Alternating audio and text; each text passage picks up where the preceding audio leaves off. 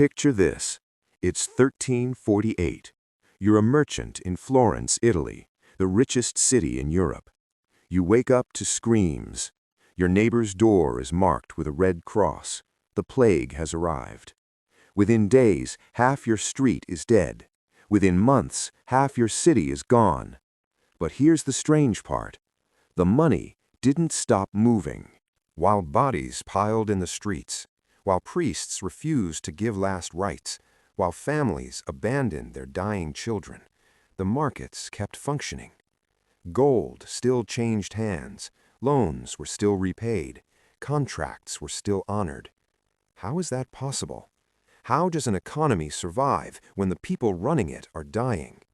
Today, we're diving into one of history's darkest chapters to answer a question that matters right now.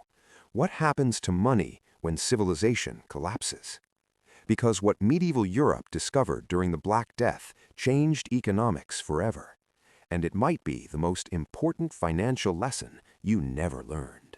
Let's set the stage. Medieval Europe in the early 1300s was booming. Population was at an all-time high. Trade routes connected London to Constantinople. Italian banking families were financing kings. The Medici, the Bardi, the Peruzzi. These weren't just rich families, they were the J.P. Morgans of the medieval world. They created letters of credit, international currency exchange, double-entry bookkeeping. Money was everywhere. Farmers were borrowing to expand their fields, merchants were investing in ships, cities were building cathedrals that took centuries to complete. Credit was flowing, markets were thriving. Then, in October 1347, 12 ships docked in Sicily. Most of the sailors were dead. The ones still alive were covered in black boils that oozed blood and pus.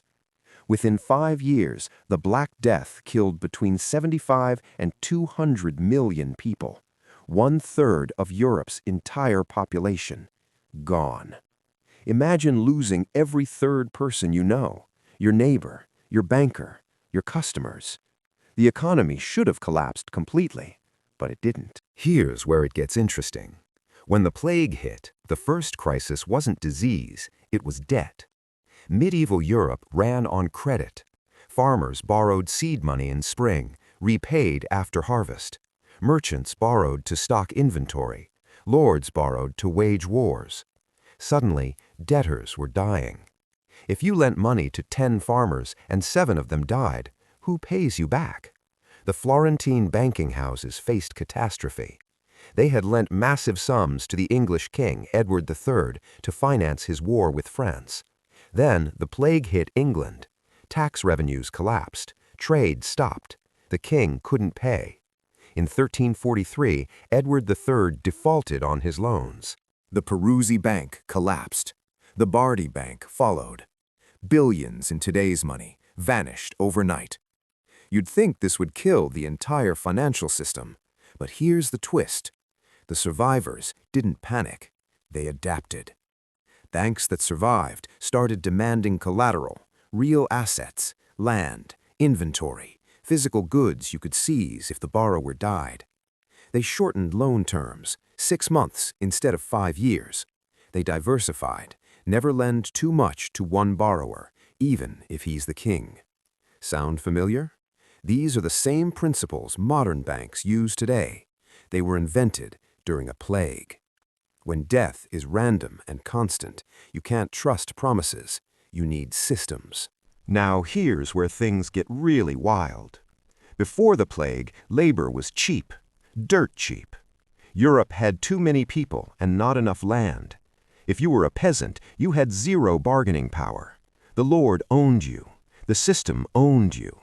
You worked for pennies. You died for pennies. Then the plague killed half the workforce. Overnight. Suddenly, there weren't enough workers to harvest crops, to make shoes, to build houses. For the first time in centuries, laborers had leverage. A farmhand who made 2 pennies a day before the plague? Now he's demanding 6 pennies, sometimes 8. Lords tried to fight back. England passed the Statute of Laborers in 1351, making it illegal to pay workers more than pre-plague wages. It failed completely. You can't legislate against supply and demand. Workers walked off estates. They moved to cities. They demanded cash wages instead of feudal obligations.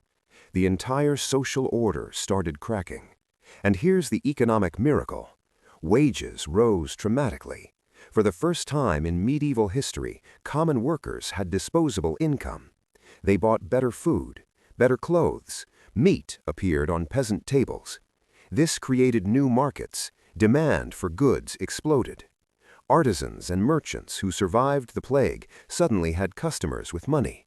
The economy didn't just survive, in some ways it boomed. Let's talk about inheritance, morbid but crucial. When millions die, their wealth doesn't disappear, it concentrates. Imagine you're one of 5 siblings. Your family owns a farm. In normal times, that farm gets divided 5 ways when your parents die. Then the plague hits. 4 of your siblings die. You inherit everything. This happened across Europe.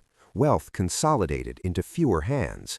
Surviving families became wealthy overnight, not through work or innovation, through death. Property values initially crashed because there weren't enough people to occupy buildings. Entire villages were abandoned. But in cities that survived, prime real estate became incredibly valuable. Wealthy survivors snapped it up. Florence, Venice, and Genoa emerged stronger than ever. The families who survived the plague used their concentrated wealth to invest. Art, architecture, exploration, banking. The Renaissance didn't happen despite the plague, it happened because of it. The wealth concentration created a merchant class with enough capital to take risks, to fund voyages to Asia, to commission Michelangelo. Dark truth. Some of history's greatest cultural achievements were financed by plague inheritance. Necessity breeds innovation.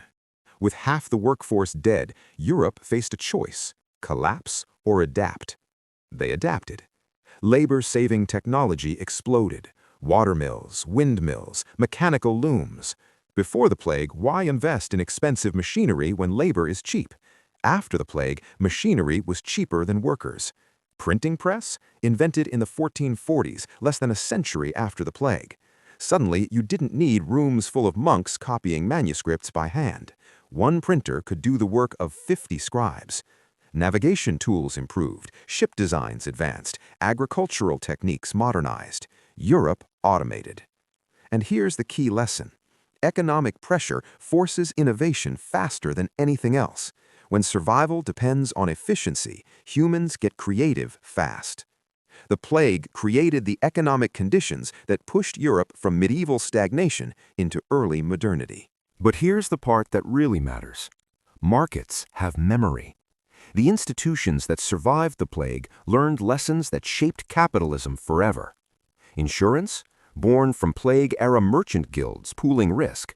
Professional accounting, developed because you needed to track who was still alive to pay debts. Contract law, evolved to handle estates when entire family lines died out. Banking reserves, created because banks learned not to lend everything when deposits could vanish overnight. These weren't abstract economic theories, they were survival mechanisms, and they worked. By 1400, Europe's economy had not just recovered, it had transformed. Cities were more powerful than kingdoms, merchants were more important than nobles, money talked louder than bloodlines. The plague broke feudalism and built capitalism in its place. So, what's the point of this dark history? Why does a 14th century plague matter to you today? Because the lesson is timeless. Markets don't need stability, they need adaptability. When COVID-19 hit in 2020, we saw the same patterns. Supply chains broke, labor markets shifted, remote work exploded, e-commerce accelerated by years. Some businesses died, others thrived. The difference wasn't luck, it was adaptation. Medieval merchants who survived weren't the biggest or strongest, they were the most flexible, the ones who changed their business models when the world changed. The banks that survived weren't the richest. They were the ones who demanded collateral and diversified risk. The workers who prospered weren't the most obedient. They were the ones willing to leave and demand their worth. Here's your takeaway. Economic systems are tougher than you think. Markets survived the Black Death. They survived world wars. They survived the Great Depression.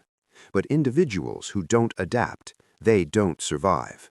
Whether you're an investor, a worker, or an entrepreneur, the plague's lesson is clear. When the world changes, your only choice is to change with it. Demand your worth, diversify your risk, build systems, not promises. Because crisis doesn't kill markets. It kills the people who can't evolve. The Black Death killed 200 million people. But it couldn't kill the human need to trade, to build, to survive. Money kept moving because people needed it to move. Markets functioned because the alternative was chaos. And in the ruins of catastrophe, the survivors built something new. They built the modern world. So the next time you hear someone say the economy is collapsing, remember Florence in 1348. Remember that markets are just humans making deals. And as long as humans survive, so will the deals. The question isn't whether the system survives, it's whether you do.